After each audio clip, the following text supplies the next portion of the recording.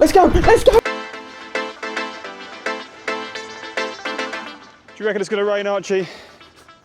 What do you think, mate? I reckon we got at least 20 minutes of no rain. Enough time to film this video anyway. Hopefully. Whoa. All right, mate, all right, chill. Sit. Go. This video is going to read like an advert for OS Maps, but I promise you it's not actually sponsored. I have had someone reach out to me to sponsor a video, and it's Dungeons and Dragons dice, which I'm not really sure how that's relevant to my niche, but you know, it's tempting. If you see a mini Dungeons and Dragons dice review pop up over the next couple of weeks, you'll know that I've sold out. That being said, any outdoors companies want to send me some stuff, that's cool. Yeah, I'm gonna give an honest review though. If it's crap, I'm gonna say it's crap. So I'm not gonna be able to get out on my next trip until next week. So I thought in the interim, as a bit of a stopgap, I would talk a little bit about my process for finding good wild camping spots, because this is something that keeps coming up again and again in the comments, and a lot of people have a lot of strong opinions on it, and I thought I would just share with you my process. And we're going to take a sort of bottom-up approach. Base layer, absolute what you need, and then we'll slowly go up through the extraneous details. And I think this is particularly relevant if, like me, you live somewhere that's very flat, because naturally in the UK, every single inch of land is owned by someone, and if the land is flat, it's going to be a farm or they're going to be building on it. So for me, I live in Essex, it's very hard to find good places. Whereas if you go somewhere hilly, like the Peaks, like the Lake District, like Dartmoor, you can't use that land to build stuff on. So it's really easy to wander off in a direction and find somewhere. So first things first, let's just quickly go over the law in the UK. I know most people are probably like, well, we know this, but it's important. So let's reiterate it. And if you don't know it, this is really, really important. Every inch of land in the UK is owned by someone. It's all private land. You are not allowed, legally, to set up a tent on private property. It's trespassing. However, it's a civil issue. The police can't be called until it becomes aggravated trespass. That happens when you get asked to move and you refuse. Picking a good wild camping spot is all about removing this possibility. Also why leave no trace is really, really important. You're essentially stealing someone's land, you're borrowing a bit of their land for the night, and quite frankly, leaving rubbish, crashing down crops or plants and so on is just a dick move. Disturbing local wildlife populations, it's just a dick move, don't do it. This is a great example. This bridleway, I could set up a tent right there. Wouldn't be illegal. This land is owned by the farmer lives down there. I've seen him a few times. There's also a house up here. Look, he's gonna be walking by in the night with his dogs. He's gonna come up to me, he's gonna say, well, what are you doing? Can you move, please? And yeah, that's fine. And then I'll be like, oh yeah, sure, sorry. And I'll go. If I was to go, no, what are you talking about? It's just a tent, mate. I'm just standing here, what are we talking about?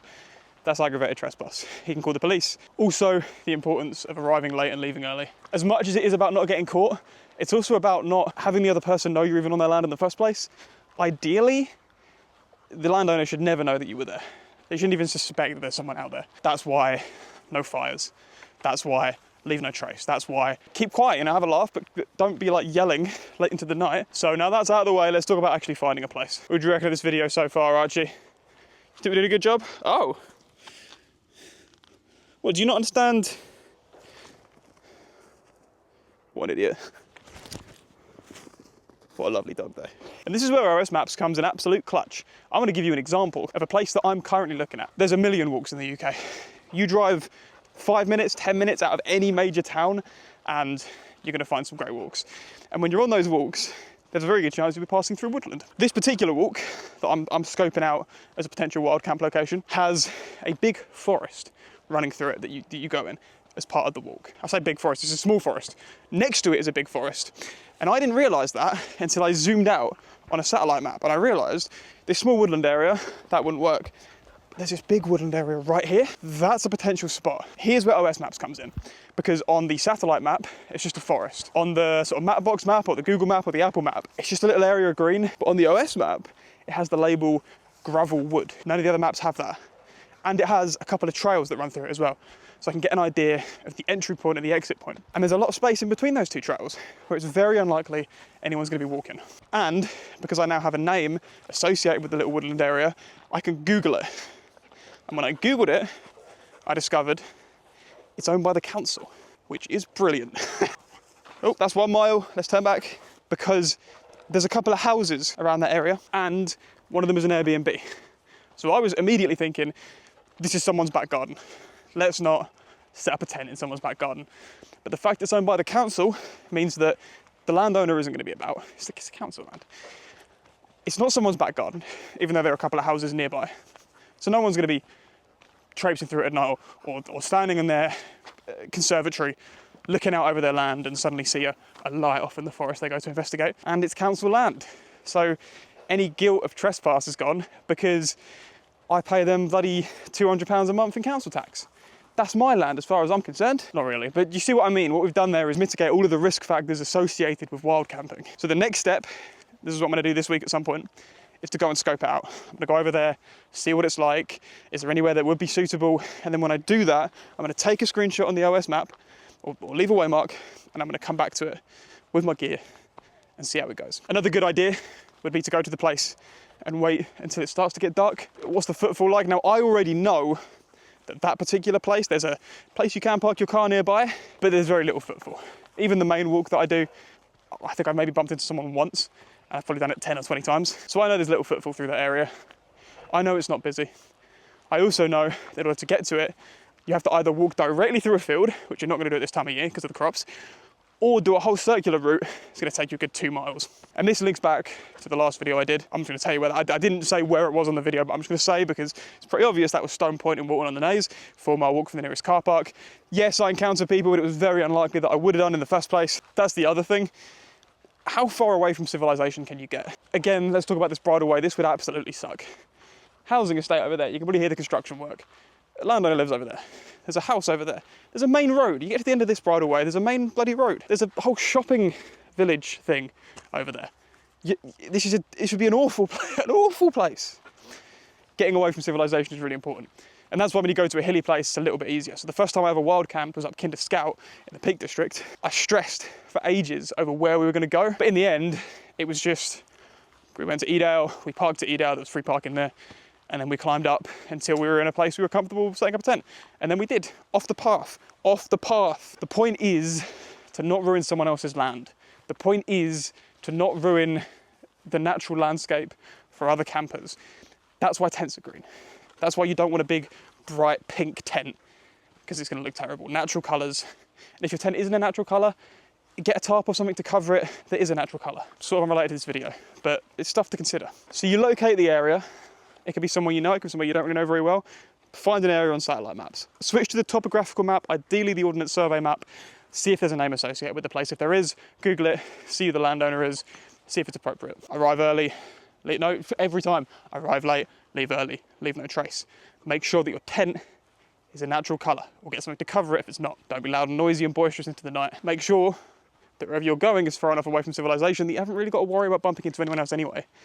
If there's a car park within a 5-minute walking distance, don't bloody go there, because you're going to bump into someone. Don't ruin the natural landscape. Don't ruin the owner's land. If you have time, if it's close enough, go there during the day, see what it's like. See if there's any way you can go off the path. If you're able to, go when it's getting dark. How busy is it at night? What are the various sounds and things you might hear during the night? That'll put your mind at ease as well. And here, even in a very urbanized area where there's houses and farms everywhere, it's that easy to find a place. Remember in the Thetford Forest video, we were so close to High Lodge, and it still wasn't an issue because we went far enough away off the path that no one could even see us from the path anyway. You'd have to actually be walking through the woods at night, and they're not going to be doing that. Here's another thing, another really good benefit of OS Maps is a lot of these remote areas, the military training, and OS Maps will tell you where the danger zones are. When we were in Thetford, a whole section was whole part of the forest was off with the danger zone warning because the military were training there. You don't want to be walking in the night by shots being fired and boots on ground, you know. I think that just about covers it in terms of my tips. Of course, I'm still going to be driving up to Wales and going to Dartmoor and hopefully Scotland at some point in the Lake District, because those are great places and I haven't got to stress it. Easy enough to just get there, haven't got to search forever. But even within a 10-mile radius of my home, just going on OS Maps, zooming out, seeing what there is. There's so many places I want to check out, and no doubt that'll be the same for you wherever you live as well. If you're a more seasoned camper, I'm interested in hearing your thoughts, your tips, your advice, anything I'm wrong about here, anything I haven't covered that you think is important, chuck it in the comments. Also, I know I've said it a few times already, but huge thank you for all of the subscribers. This is, what a ride, crazy. I think we're on 790, I was on 300 2 weeks ago. So that's crazy, thank you so much. Soon I'll be able to monetize, chuck some adverts in. I'm gonna do some memberships as well, so I'll be talking about that a bit later. My plan for channel memberships is basically, if you want to support the channel, you can. I'm gonna buy gear with any money that people decide to chuck my way. Review the gear and then do giveaways with the gear. Kind of circular economy sort of thing. You know, we'll wait and see. I don't want to get too far ahead of myself. I've got a camping trip planned for next week. I've got one the week after that. I'm doing Disneyland this weekend, which I might be making a video about. I'm not sure. I might do the video, edit it, and then not release it until the algorithmic blessing I've currently got is gone, because I don't want to risk cutting that short. But yeah, lots more camping videos and stuff to come. So many, many thanks for all the support so far. And yeah, can't wait to get back out there and do some more. Really appreciate it. Archie, say goodbye, mate. Yeah, brilliant. See you in the next one.